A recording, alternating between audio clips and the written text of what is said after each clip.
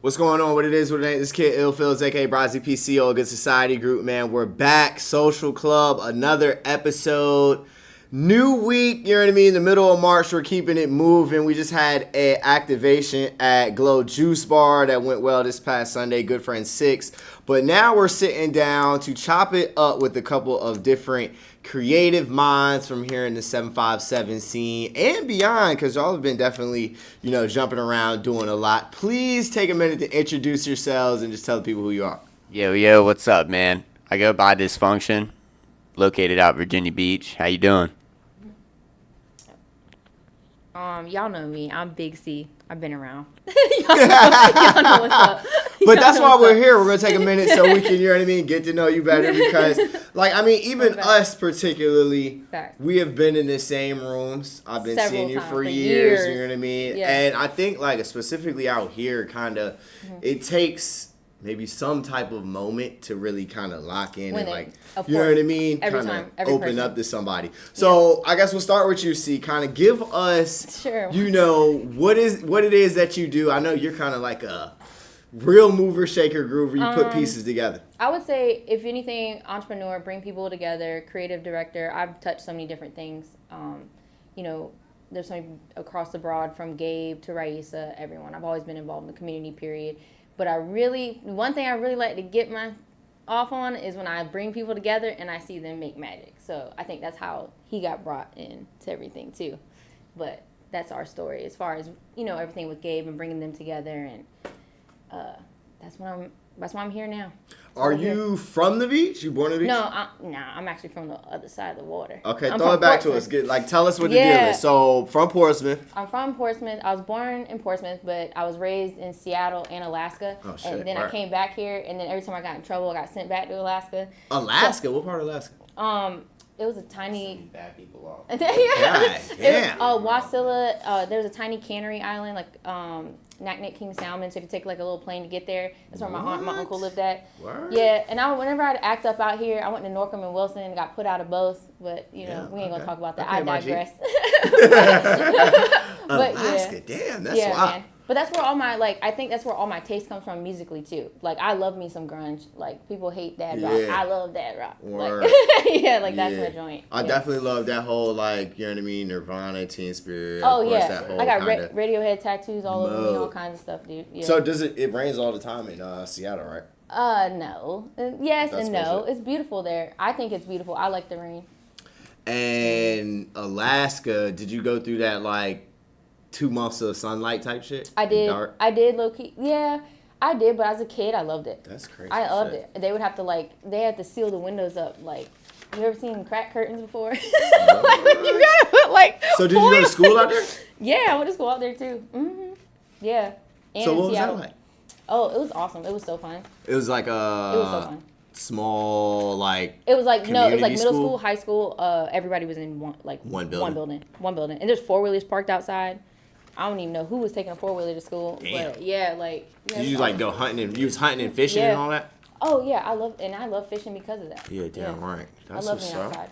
All right, so from Norcom, in high school, are you doing creative shit, or what's kind of how do you kind of get into the scene? What's your entrance point? When did you fall in love with it? So I was always I always played sports. So I was starting point guard my whole life, basketball, and I was pitcher and third baseman with softball. So I was always out trying to be a little star, you know what I'm saying? But it was fun. And my artwork, I used to always do cool stuff in art, and I wouldn't even be trying, and I'm not even trying to stunt, but my thing would get picked for something, and I'm like, okay, yeah, hanging in the wall, hanging on the wall, whatever. We don't free. No, I'm yeah, whatever. But no, I would say I went through something really crazy in 2011. I had my daughter and I almost passed away. During delivery, she did end up passing away, and that took me through a lot. And I actually went to school. Then I got through that situation, went to school for radiology, did radiology for a while. Started dating this guy. This was random. I started dating this guy actually I don't know if you ever heard of him. His name is Backpack Johnny. He's a rapper. He's really dope, actually. I just haven't talked. Somewhat familiar. No, yeah, he's been out here for years. Well, then he took me to a Rebel E show at Shaka's back when it was Shaka's. Okay. And then I saw Gabe and Carter and all them up there dancing and just owning it. And I'm like, yo, they put this on? Like, what is this? And what year is this? This is probably like 2013. Okay. Yeah, and I just saw them up there dancing and grooving, and I'm like, yo, who is this? Gabe's up there hitting the knees. I'm like, yo, who are these kids? And then from there, they noticed me, and they were reaching out to me too. And next thing you know, I started going to the shows and then collabing, and then pretty much at that point, I felt like they took me under their wing, and I started hanging out at the Rebel House and creating and painting, and now my avenues were open, and I just wanted to do everything they were doing. Said hand me a laptop one time, set me up to make beats. I'm up there making a Kid Cudi beat, and I got stuck, and I cried about it and walked away. It was crazy. But at that point, that's when I think I was open up to all the avenues of like, oh, you can do this. Yeah. And I completely just threw my radiology degree in the garbage. I did. I really did, man. Yeah, word. And then I just said, I'm gonna figure this out. Like you threw the piece of paper in the garbage? No, like my no, not like that. Oh, but okay. I for real. I used to work for the number one neurosurgeon on the East Coast, Dr. Mark Kerner, and I just was like, yo, I'm leaving. They're like, what you leaving? Word. I was like, yeah, 2 weeks notice. I'm gonna just go do something else. Just committed to it. Yeah, man. And then that's when I would say, yeah, no, seriously. I'm just running around with these kids having a good time, creating, doing art shows. They were doing art shows like at Back Bay, Shaka's, where you got people live painting and performing at the same time. How long had Rebel E been together, like at that point, like that you... They were together before I even met them. Like, as far as I know, Sed and Max and David Fuller and all them, like, they started that way, before me. Like, way before. Okay, cool. So it was, really in motion, et cetera, when you hopped in. Yeah, man. Cool. Yeah. And they're all, they're forever, what they're going to be and what they've done for this community in this area to me is big. It is always going to be big. Yeah, for sure. You know what I'm saying? So, but, yeah, from there, and then that's around the same time, everything, I got close with, Shelly and, Gabe, everybody, and everything started. It was, that same trajectory, thing just started happening. Did you have an idea when you first came around, what you wanted to do, or did you kind of fall into it naturally? I dabbled into everything. And I'm good at everything. So but the one thing, I'm not going to lie to you, I am, no, I swear I am, but the one thing that is my biggest challenge, right now, because basically right now I'm trying to dead Big C and transition into Wubly as an artist, and I have a project that I'm working on, but that's that's my biggest trouble right now, is learning the same thing that said hand me that computer years ago, and then I got upset and got mad, and then I just and I was like, I don't want to do this, I can't make beats. But really, but that's what I want to do, and I want to make beats, I want to make music, and then, seeing you and going into that realm with the heavy bass and everything, that's what I want to do. It wasn't ready for me. What I want to do wasn't even presented to me yet. You know what I'm saying? And you helped me with that too, putting it in my face. And so now I'm like, oh, I know I'm gonna go whoa, whoa, whoa, whoa, whoa. Is that kind of where that comes from? Yeah, man. I don't want to go too deep on, because we're gonna come back to the Wubly part later, but yeah, no, for sure. Okay, so let's pass the gauge and we'll come back. Yeah. Okay, so right here. All right, so Dysfunktion. What up? Run us through kind of your origin story. Where you from? How you started in the creative deal? Born and raised Virginia Beach, man. Big beach boy, man. Most of my life, man. What section? The Great Neck area. I went to Cox. Okay.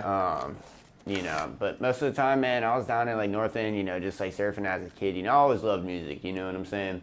But, I was a badass little kid, though, at the same time. I was, my fucking poor parents. Man, I was bad in fucking school, now I'm trying to dodge a cent.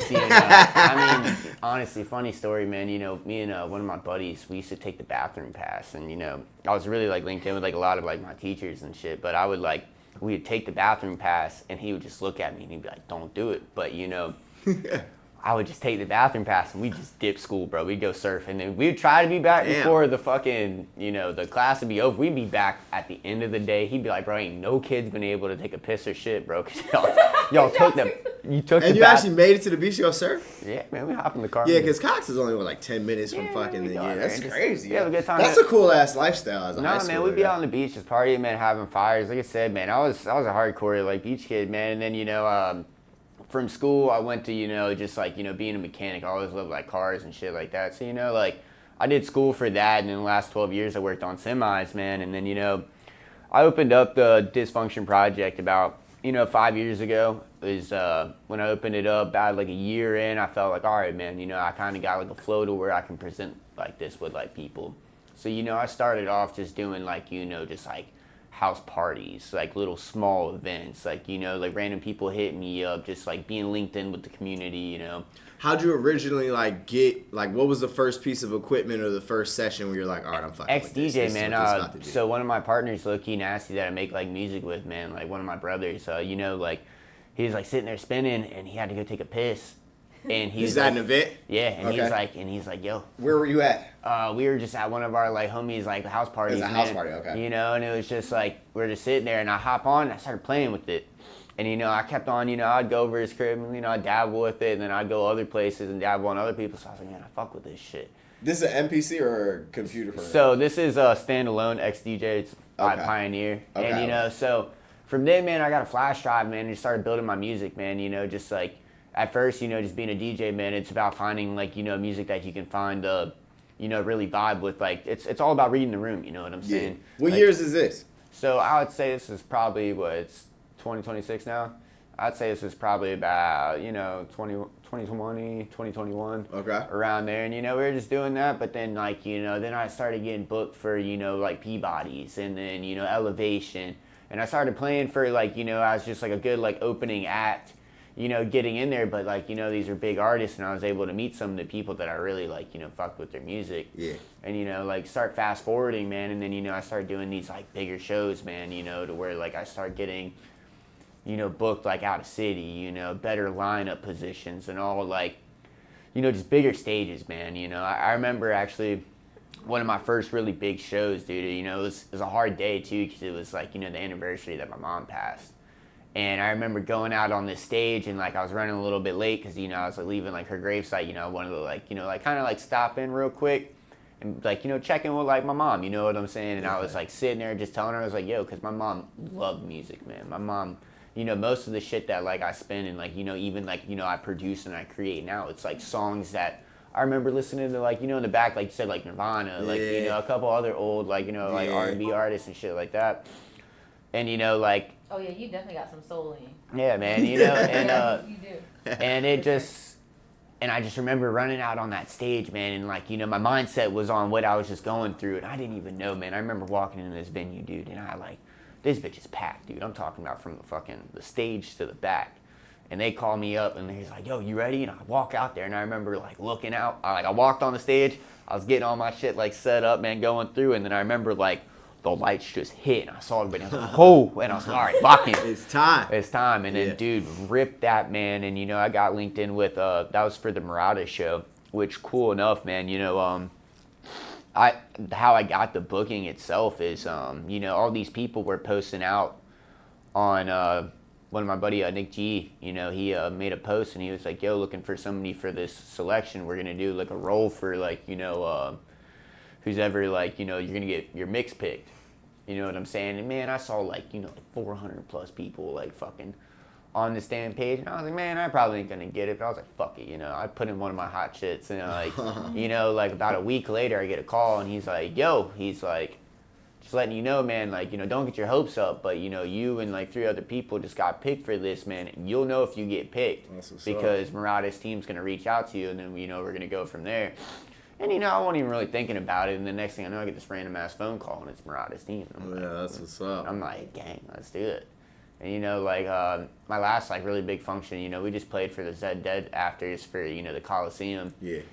Once again, bro, another like giant packed stage. Same thing with Sodown. I played for Minnesota, Ataya, Black Carl, fucking Cyber B, shit, dude, and just, just a bunch of other like artists, man. Yeah. Like like going through like Jansen, Jenga. Just a bunch. And, now it's taken off to where it's like, now I'm playing festivals. Like, I got Big Dub Festival coming up next month. I leave for Love Valley Fest. And now it's just like, shit's just stepping into high gear, man. And, it's dope too, because about like 2 years ago, I started, producing my own, like, my own like beats, my own music, you know what I'm saying? Instead of mixing other people's like tracks. And like, that's the whole thing, man, is like, anybody can go up there and click play on a DJ deck. Yeah. You know what I'm saying? Anybody can do that. Now, when it comes down to going through your music, you know what I'm saying? Doubling. So, you know, you're making somebody else's song into 2 different songs. You know what I'm saying? Mixing it with clean transitions, you know, and also like reading like the room, man. You know, like my whole thing is I try to make my sets a journey. You know what I'm saying? Like I don't want it just to be one hype ass drop after another hype ass drop. Nah, man, I'm trying to give people, you know, those moments to where, you know, it's like recognizable songs in between, man. So, you know, like I hear the crowd out there, like, you know, singing this shit and then, you know, bring it in with something else smooth. You know what I'm saying? Yeah. So I try to make it like, you know, an experience. How does that like creative process work? Do you go with like, are you starting with your, you know, rhythms and bass lines first and then bringing the vocals into it? Or are you kind of starting with your thought on where these vocals take you? When I produce or when I'm curating a set? I guess. Because two different processes. So, you know, in my studio, you know, I have my decks with like all of like my system. When you produce. When you produce. So when I produce, my producing process is, man, like really I produce from my emotions, quite frankly. Like I think from some of my better songs that I do, like one of my songs, Late Night Highs, man, you know, I was going through a breakup and, you know, I was just having a hard time sleeping at night and shit, you know what I'm saying? But I would, you know, I'd go downstairs, I was like, fuck it, man, might as well be productive, hit the bong. Go fucking, you know, start cooking up, man. And then, you know, but a really big thing, man, is like, you know, like I try to tell a lot of people when you're producing, man, is try to look at like an artist that inspires you. Somebody that you could see that, you know, like you're like, damn, I like their music. You know, you kind of generally want to get like, you know, the whole thing is building your sound. Yeah. You know what I'm saying? And I just go from an idea, and usually where I go first is I look at making a song like the human body, man. You got your bones, your veins, your flesh, and your brain. You know what I'm saying? And I try to stick with my bones first, man. I'll try to get like, you know, like a good like little drum rack going. But a big part is, man, is you really got to curate like a good melody going through. You know what I'm saying? If you don't have a melody that's going to carry you through, man, you're going to get stuck right at the drop every time. Yeah, for sure. And then from there, man, it's just like, you know, like a big thing that I do now is just like really sound engineering, man. It's like, you know, making my own wave flight table and making my own like my sound. Yeah, no which doubt. it's a bitch, dude. I'm gonna tell you right now. I didn't know because I use Ableton, and you know, me stepping into this process, man. I remember like my first time like in Ableton, and like, you know, one of my like really like good boys, like, you know, Garrett Radiant, you know, he's fucking phenomenal, dude. You know, also a good DJ too. And I remember getting lessons with him as like right when I got Ableton, and man, I joke around with him all the time. I was like, man, what a waste of time that was, because until you dive into it and you play with it, dude, that software is it's intense, man. You got to know what you're doing. Every click, everything that you're doing, it has another, like, you know, you have to have a specific thing. So big thing I can tell for like any producers, man, is organization. Like off the rip, if you have just your platform is just all over the place. Like I have everything sectioned from like my melodies, my drums, my vocals, like, you know, my hi-hat, like, you know, just having everything organized, man, and doing that. But like, man, like another big thing, dude, is like, you know, anybody can, like song structure, like that. I think that's like the next thing that you'd have to really learn is like how to placement on like, you know, because on a beat grid, you know, like, you know, you're depending on the kind of music that you make, you know, all different genres are different, you know, depending on what you make. So I make like experimental bass. Most typical songs, you know, the drops at like 32 beats. So, you know, like lining that up with the build up and, you know, getting like a strong build up and everything that's going to flow with that. And, you know, once you get song structure down, man, and, you know, it's an easy thing once you get it down, but then you got to start learning how to master, because, you know, you'll play your music on your speakers, and then somebody will hear it in their car, their phone, let's just say even a show, and then the shit doesn't even sound the same. Yeah, that's one of my big pet peeves, bro. So, you know, and that's where it comes down. You know, some people like to send their shit off to get mastered. You know, there's no problem with that, you know, because it's, like I said, man, it is, people go to school for this shit, dude. Yeah, like, you know, this shit is, it's not just something that you just hop in and, you know, just anybody's just going to take off on it. Like, you got to put your time into it, man. Like, I do this shit every day and night of my life. No doubt. And, you know, I've had, like, I'll go to, like, some of my, like, homies sometimes, and I'll bring over the file, and, you know, like, I'll get some, like, critique, but, like, my big thing, like, as an artist, man, is, like, I want to be the artist. Like, I want to master my own music. I want to make my own sound. Like, I want to be, you know, just originally myself, man, because... I touch on it through all different levels. And yeah, man, because at the end of the day, man, like, I also try to,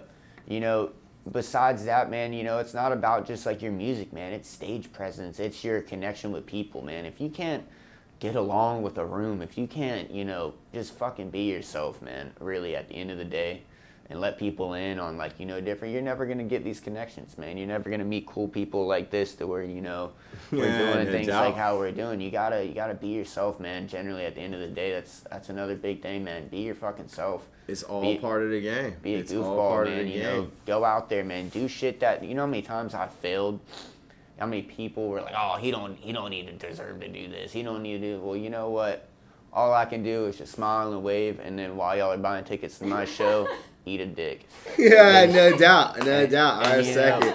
And at the end of the day, that's just all really what it is, man. It's just fucking be yourself, man. Fucking enjoy it. Have fun with it. So, see, I got a question for you. What? We're gonna steer away from the music real quick. Okay. The last interview that we did was about fashion. Okay. You know, the Robin Hood of fashion, you in the thrift game. Talk to us a little bit right now about where your kind of mind is around fashion, apparel, textile, anything like that. What is any trends, things you're seeing? Talk to us about the thrift game. You know what I mean? Take us there. Mm-hmm.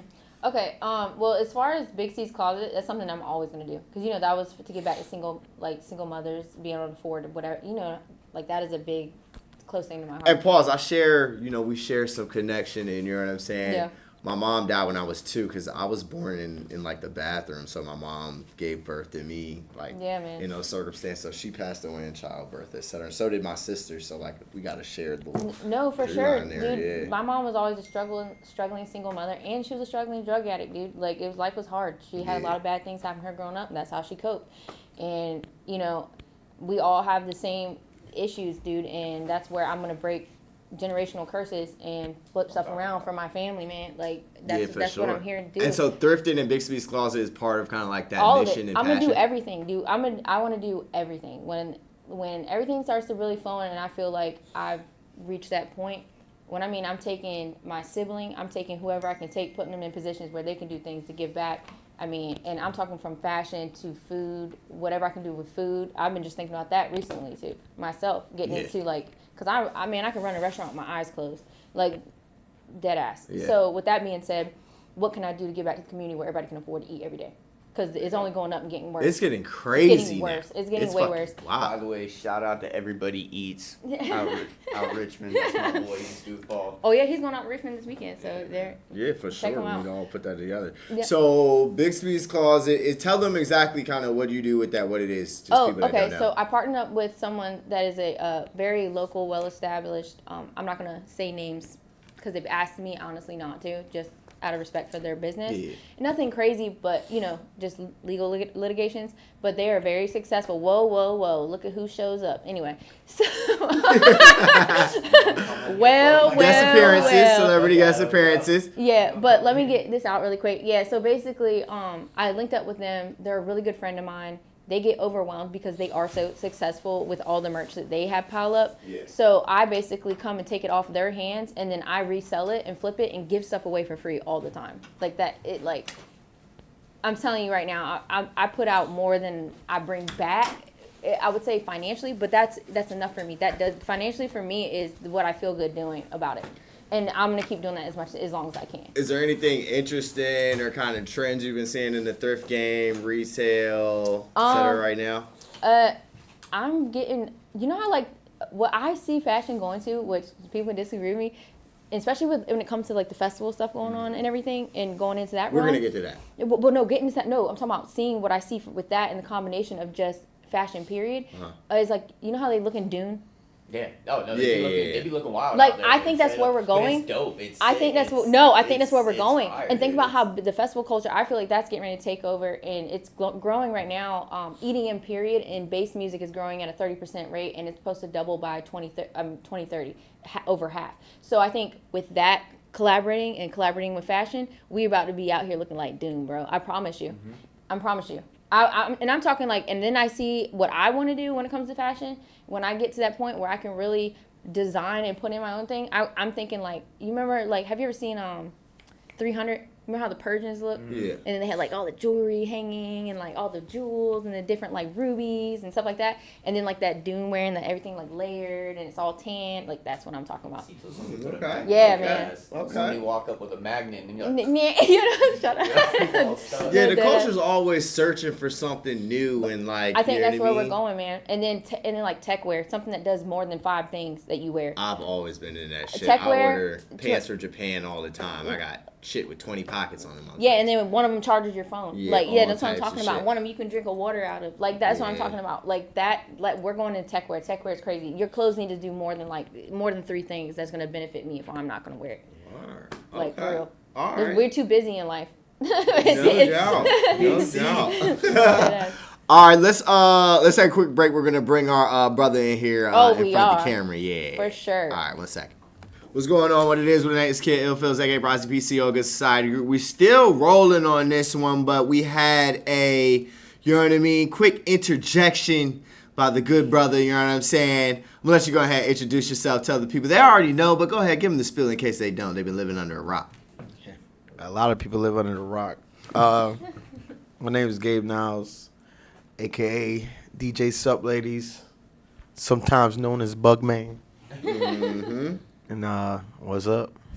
All right, so, you know, Gabe, we're going to take a quick second because we ran through the kind of story and kind of, you know what I mean, history of what C does as well as the good brother Dysfunktion over here. Can you give the people a quick synopsis of, you know what I mean, where you from, you know, kind of how you got into the creative scene, etc.?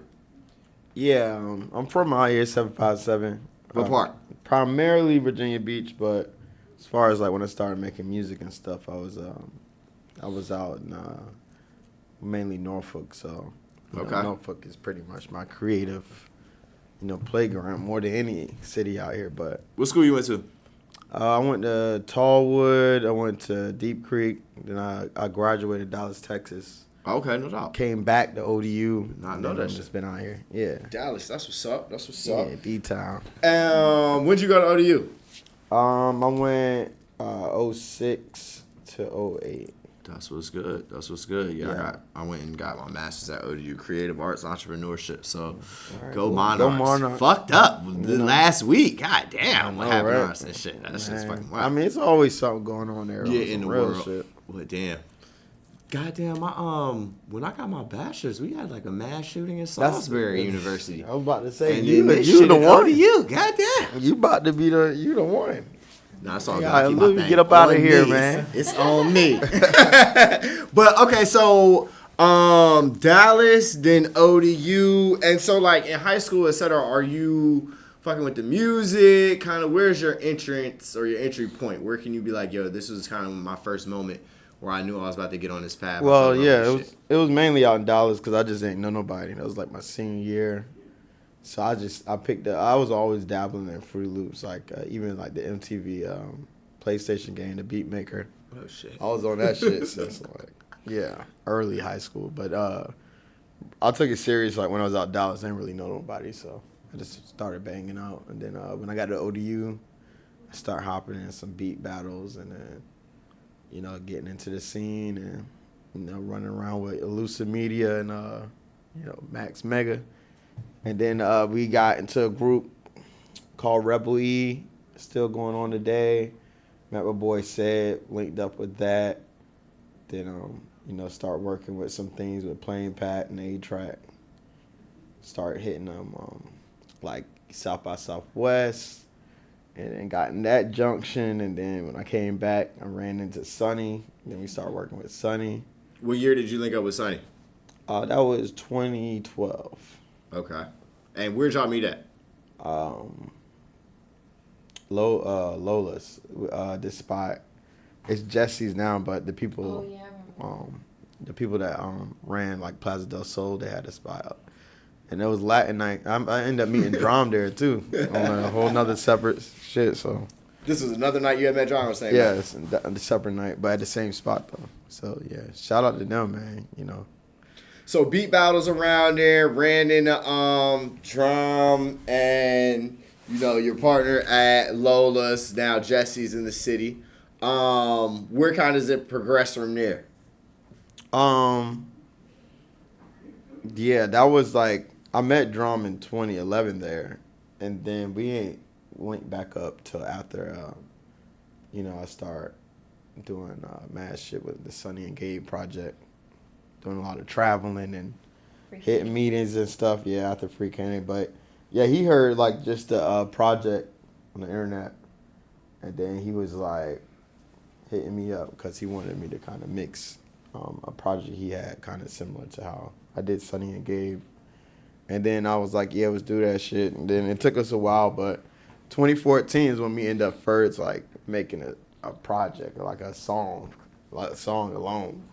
And then that was like February 2014, and then like September 2014, like 7 months later, we getting flown around the country. That shit's crazy. Yeah, I remember that time. That shit was crazy because I graduated high school 2009, May 2009, and then went to Salisbury. So I was in Maryland on the Eastern Shore for like 4.5, 5 years. You know what I mean? So I didn't know what the fuck was going on back home. But then, like, right when y'all are saying I graduated Salisbury December 2014, and so I know that was bubbling at that time. And then so when I get home and everybody's like, yo, the kid who made the cha-cha shit is from like around the way. I was like, what? Get the fuck out of here. Yeah. So, you know what I mean? To be gone and then come home to a scene that's like really bubbling on a certain type of level was very interesting at that point in time. So like, I guess kind of like take us into that kind of section of time and kind of atmosphere and era. Like, how did kind of the energy start flowing, and where were y'all going? Where were y'all traveling? What was happening at that time? Well, like it was like a momentous thing. Like the first project called One Epic Summer. 'Cause we started work in February, so that spring leading up, we was just making music. I'm still doing shit with Sonny and Gabe, doing stuff with him, and then we was like, yeah, let's just drop the project. Like, let's just drop these songs that we've been doing. And then he was like, all right, bet. So then we was like, well, let's wait. I had a birthday party at backstage, and it was like a show that we did. It was what was it called? Trap House, Wubly. Shout out the Wubly Trap House. It was an art trap house. Mm-hmm. Where was this at? This was at the Chicho's now. Okay. And that was crazy. And I remember we didn't have like, all his music that we was doing at the time was like real smooth and chill, and we was like, we need like a little random intro just to loosen everybody up, and that's like the cha-cha. So then like we was doing that, then like my sister was hearing us working on that every day. I had stayed with my sister at the time, and she was just like, where y'all cutting all this at? Shit. This like the crib like off y'all equipment, or y'all going to actual like top industry studios? Like Drum was holding a mic sitting on his bed. Even when shit popped off, they was like. That's the funny shit about people who do music, because I feel like if you like, man, it is. I was not the equipment. I was 16 in like 2007ish and shit. So when like the M boxes and like the hardware started coming out and Fruity Loops, things that were accessible to like normal people who worked regular fucking 9-to-5 jobs, you know what I'm saying? Like the game kind of opened up for people to start really making music, because maybe before that you had to actually pay some money and actually find an actual decent studio and shit. And so that's kind of funny that like I think maybe around our generation, et cetera, are the first kind of like at home people were experimenting at home making music. You know what I'm saying? With some shit that you just ordered for like $100. Yeah. You know what I'm saying? So to hear you say like, it was just $100. You know what I mean? I was about to say, could be you could just be borrowing shit. Like a lot of stuff is like whatever. So I think the game opened up at that point. But to hear you say that, to say like, you know what I mean? At that point, we're kind of still in the crib. I mean, it was just the feel, like, you know what I'm saying? It ain't about necessary, because you gotta think then it's still SoundCloud shit. So people were accustomed to that. We didn't need high def, high fidelity music and shit. We just needed a jank to bump. That was it. So nobody was really checking for like, well, this quality ain't good, because most of that shit made in the bedrooms won't play on the radio. Is like we found that on the phone and played it through the aux. You know what I mean? So Dope. But even with that, it was like after we did that, when they wanted him to go in and re-record the track and clean it up, he was like, "Nah, we using the original vocals." So we like everything you hear was the vocals from when he was sitting on his bed, Hampton, recording, holding the mic. No mic stand. The mic was good though. It was a good mic. That's what's up. No mic stand. Exclusive. You heard it here. Yeah. Cool.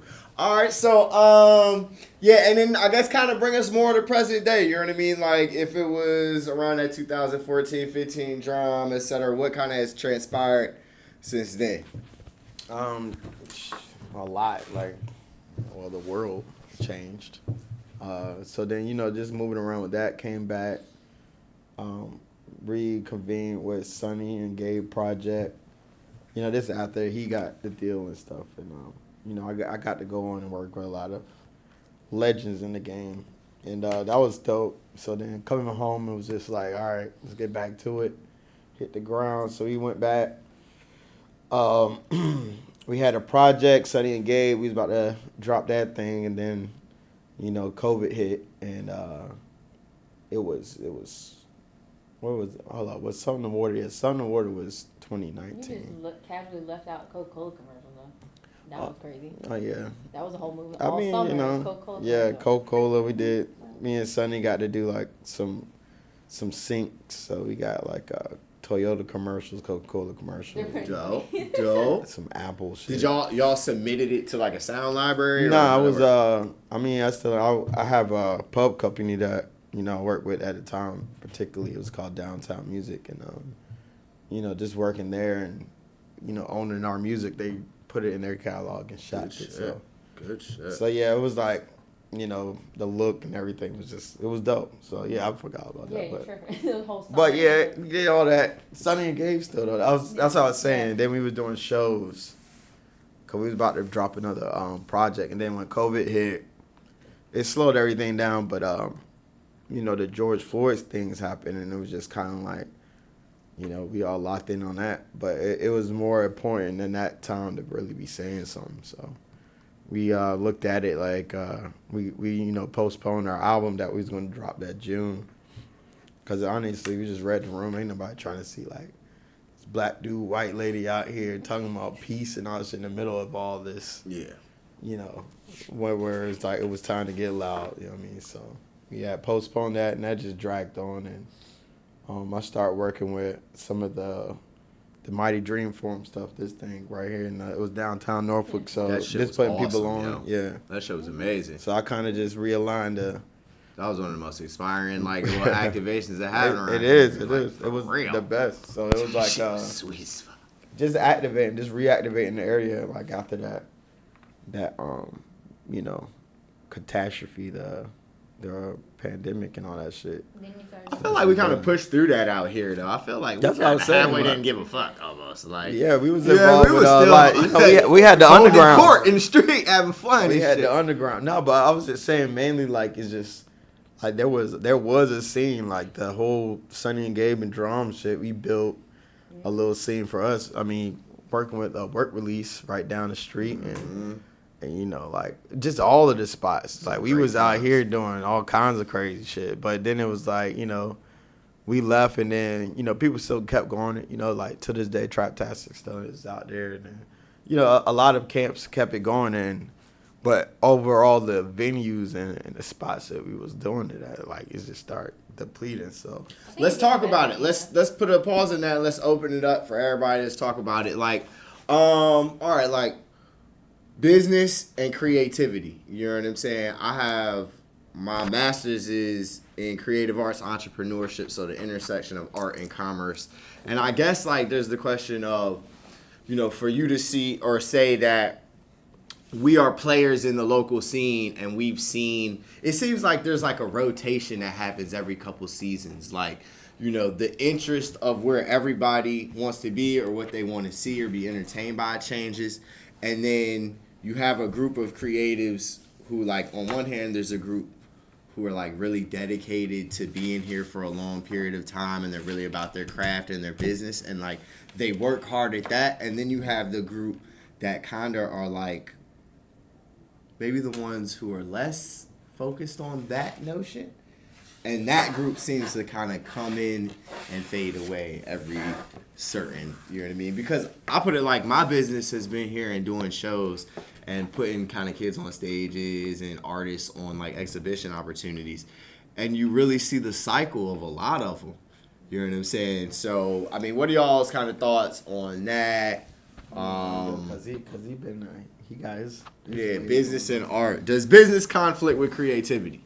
I mean, not really. I mean, it can, depending on what you are. I mean, really, at the end of the day, man, like you said, do you see people cycle in and out of it and going through? It's more about, like, you know, staying, just doing little small, like what we're doing, like, right now. You know, even though I'm not doing music right now, you know, I'm a music artist. You know, I'm over here having an interview, you know, with your brand, talking about what's going on, and staying active with the community, staying active with new talent, you know, new people that connect people. It's again, like I said from the beginning, man, it's all about going out there and meeting people. So, you know, really it's just making sure you still stay in motion and still stay, like, you know, keeping up with, like, for one, like, I can't stand staying up with social media, but I gotta do it, you know what I'm saying? If you don't, you know, it's crazy how quick, you know, people are talking about you one day, and then, like you said, man, it just takes a couple months, and next thing you know, man, if you're not staying, you know, pumping, or, you know, pumping what you're, like, doing, whether it's old stuff, new stuff that you're doing, you know, consistency, like she said, you know,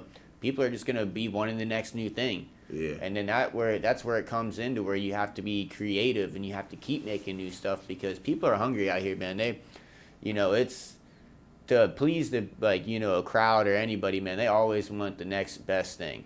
So what you think the next best thing in terms of, like, music, and we're talking about me and this motherfucker, I guess, right because here. see Insider. So we'll definitely tell us what y'all have going on, what's in the kitchen, what y'all are cooking up, and then we'll go into the thought about, because C brought up aspects about EDM and a whole lot. Some lady just flashed us. Well, okay. We're wrapping up 5 minutes. Let's go. Well, so I mean, you know, I just recently, like, you know, met Gabe, man. You know, from the Jart. You know, I love this dude already. You know, good peoples, man. Again, like, you know, I feel like, you know, he's a lot like me. He's just true to himself, and, you know, I was able to bring in, you know, some of the, you know, he's fucking, you know, genius, man. You know, for somebody who's just so laid back, you know, man is, like, truly, like, you know, like a master in his craft. And, you know, I was able to bring in, like, you know, some of the tracks that, you know, I've been working on, kind of, you know, stuck in, like, a little bit of spot. And he's like, hold on, man. So, you know, we got some stuff that, you know, we're cooking right now, man, and just trying to get it all to where, you know, between him working with Fruity Loops, so we're Ableton, we're just trying to find that match to where, you know, sharing everything and getting everything going, man. So it'll, that flow state, man. So, you know, it's just instead of you sitting there and you're like, and, you know, again, like, you know, I can't, like, you know, even stress enough how much, like, you know, this dude is just, like, he's full package, man, when you talk about it. So being able to work with such a legend, dude, is, you know, it's not even a blessing, but, you know, now I got, like, such a dope friend, dude. So that's, again, man, just playing the part, dude. You know, it's just keeping that. And then, you know, and then this, and again, man, and that's, like, her, like, special talent, man. You not only is she just bright and, like, human character, man, but, like, how she brings people together. You know, honestly, like, you see it very few, like, with people, man, and her people skills, and her, like, this girl is up every night. I'm talking about whether it's an idea, what we're doing. Hey, we're doing this, we're doing that. Or, hey, have you worked on this? Oh, well, guess what? We're doing that. And it's like, you know, she really keeps, like, you know, it's going, man. And then just, like, the connections, like, you know. So it's just, it's a team, man. You know, no doubt. It's a team, dude. No doubt. You know, you can sit there and try to struggle it by yourself, but fuck that shit, man. Have your people with you, bro. Yeah, that's right. Work together, man, and then again, bro, just fucking enjoy the journey, dude. You know. See, give us your thoughts on the electronic digital music scene, kind of what you were talking about. Some trends. What are you seeing that's interesting? I'm seeing a lot of things changing. I think we're at the very beginning of the transition where I feel like it's gonna fully take over. If like, even like I was talking about, like, Subtronics and John Summit 2 months ago created dubstep and house music together, which has never ever been a thing ever. So now that's a new lane opened. Diplo's project a month ago, Listen to It with Project Pat, is a lane opened up for drug justice, which shout out to them. They are working their tails off, and I love them. Those are my brothers too over there. But I came to Gabe basically like, hey, man, this is where music's going. And he listened and he saw it and he sees it himself. And I think the next big artist is a super producer DJ, and he sees it too. And that's what Gage is. Like, I mean, that's what Dysfunktion is right here. Like, you know what I'm saying? I'm in his house one night, and I'm just in his house after like a party or something, and I hear somebody in there making music. I'm like, who making music? We just got back from a show. Who is in here making music? I said, is that you? And I listened to it, and I'm like, what is this? And it's got the wubs, and it's got the bass, and it's like, I'm like, yo, this is, I like this. You know what I'm saying? And I'm like, you know what? Gabe gonna like this, and he needs to be in on this. Like, he's like the mesh. So I pretty much just showed up on Gabe's porch one day like a crazy person and was like, yo, this is what we gotta do. And he's like, you got a little bit of time to show me what's up, and I have so far. So that's what we're doing. We're working hard on that. Okay. So what do you, Gabe, Mr. Niles, what do you think? You know what I mean? What are some trends? What are you seeing on the music scene that kind of interests you, or where do you think it may be going? I think just overall, like, it's new times, man. Like, it's busting out of that streaming kind of game. Like, streaming, it has lost control of everything. So it's kind of like people are just really looking for the new artists, but, you know, with the streaming situation and it's drying up, all the shift is going into live performance, live shows, live activations. So I feel like more than ever, it's like the individual artist's turn to kind of be like the individual artist and not having like to answer to a bunch of, you know, wigs and suits and shit. Yeah. Like, so like it's like more of a immersion as far as like, you know, we talking about social media and we're talking about shows and activations, and like more than ever, like the artist could just be like, yo, come know me, come grow with me. You know, it's like, it's not like such a paywall between things no more. So, and I feel like, you know, you see like the strength of SoundCloud, that shit's still rocking to this day, like from the bedroom to the world. So it's just like, I see that's what the next step is. It's mainly just like, just not knowing what's coming up as far as the sound and stuff. Is like, now you see me and him working, it's just like, I'm like forcing to bring my whole style to like get in with that, to be like the estuary of like, salt fresh and stuff. So it's just like, real experimentation. Yeah, it's just like, I feel like more than ever people need to get out and collab, and like these showcases should have numerous genres and stuff instead of just one. You know what I mean? Like mix the crowds up, do all that. And but if I could say one thing, you know, like what C's like big plan, you know, when, you know, she came to me about Gabe and, you know, all these, like, you know, these, like, rappers, and she was like, dude, these worlds don't even blend. And, like, or not that they don't blend, but they're, like, they're not together yet. You know what I'm saying? And she's like, they could really, like, go together. And, like, you know, you do have, like, big artists out there. You got, like, Tate B and people out there that, you know, they work with, like, you know, the rappers and stuff. But it's like, a new thing. Yeah. And, like, you know, when this shit hit the street, like, it was blowing up, like, you know what I'm saying? Like, it was going crazy. Like, you look at what is it, T-Pain now, bro? You know, T-Pain now is like full-on dubstep producer now. You know, he's playing shows, doing stuff like that, and like now it's just a fun world, man. You know, and I think with a lot of people, like, you got like Shaq. That, you know, I mean, he's been DJing for a long time, but, you know, like, now he's like a big, he's got like, some fire bars too. But he's got some shit. He's like now, like, you know, a full on like rhythm artist, dude. Because at the end of the day, man, I think what people are starting to see about the EDM world, man, is how many fucking people are in it. Like, how big it is. Like, dude, we're talking about like the closest thing that people get to that, man, are like national artists, big like stages for like sports or something like that. Like I'm saying, like, you walk out there, man, some of these festivals, dude, there's packing out like 50,000 people, dude. Yeah, right. Like, it's almost like, you know, some of the festivals, like I went to Lost Land last year, and like, you know, it's dope, but like, bro, you walk out there and it's kind of disgusting how many people are all packed in one, you know, damn spot. But the thing that makes it cool though, man, is everybody out there is with a fucking good ass energy, man. They're all out like peace, love, and loves, baby. Yeah, for sure. Peace, love, and love. Baby. Yeah, I mean, I was just doing like some little research about different things about the culture and trends in music, etc. You know, they're talking about how, you know, global sounds from everywhere, from like scenes in Africa, Brazil, Caribbean. Like, I've been seeing on social media, like on Instagram, like I think Ghana is going crazy in the nightlife scene with like different genres and sound, Afro house, different things. You know what I mean? So I definitely recognize right now is an interesting point.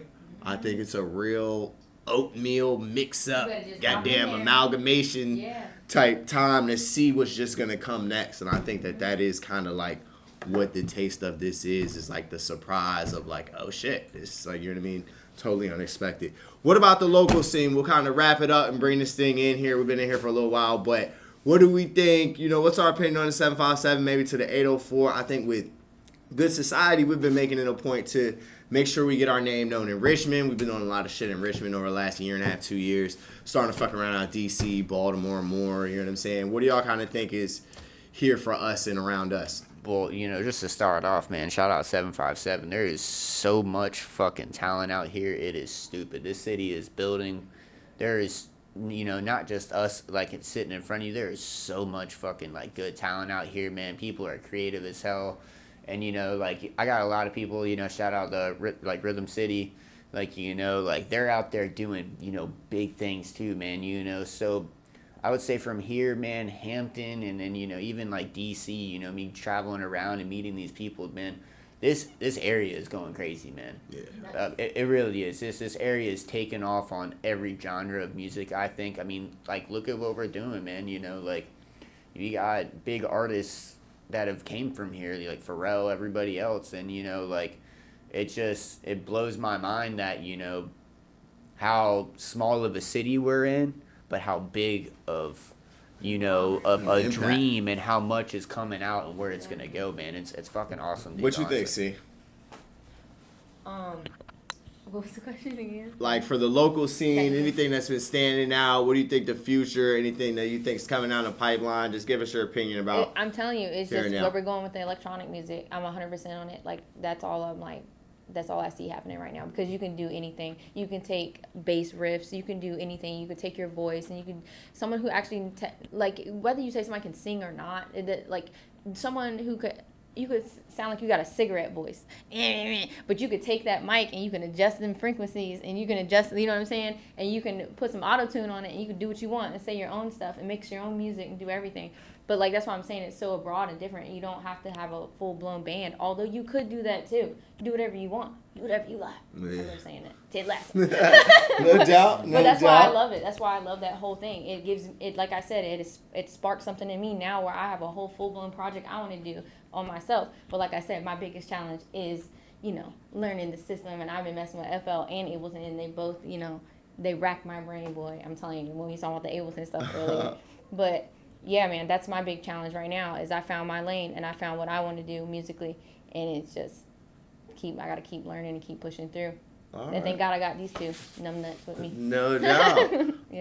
Mr. DJ Suplays, what's your opinion? What you thinking? Where your mind at? What's enlightening around the 7.5 and here around us? Well, yeah, I could see a lot of collaboration. That's what it really is, collabs, and like, I like all the way into the scene of just art, as far as like all mediums of art, like real tangible art, flea markets, all just everything. People creating brands, VJs festivals, mini fests, people putting a bunch of brands on one roof, all that. Like, that's what's really more than ever is like, it's more collaborative than more than ever. Because, like, you know, I've been in the scene since way back, and it's always kind of been like, it only could be one, you know what I mean? Like, people was worried, like, their shit too popping.